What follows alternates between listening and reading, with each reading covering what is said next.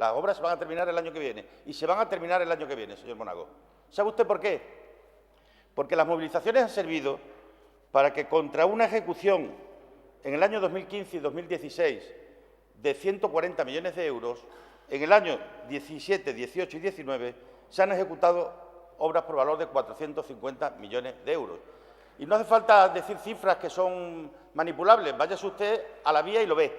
Vaya a la vía y lo ve. Vaya a verlo, mire el BOE, mire las licitaciones, mire la licitación de la electrificación, de las estaciones, de los apeaderos, cómo se ha puesto todo en marcha, señor Monago. Y eso fue fruto de la movilización de un pueblo. Y además le voy a decir otra cosa. En el año 2018 hubo 277 incidencias. Este año ha habido 104, un 62% de incidencias menos. ¿Sabe por qué? Pues porque por las movilizaciones cambiaron los trenes, señor Monago. Por las movilizaciones se consiguió que Renfe cambiara los trenes que circulan por las vías de Extremadura. No estamos perfectos, pero estamos mejor. Y le aseguro que el año que viene terminarán las obras y será una realidad que el tren, después de las pruebas oportunas, sea una realidad.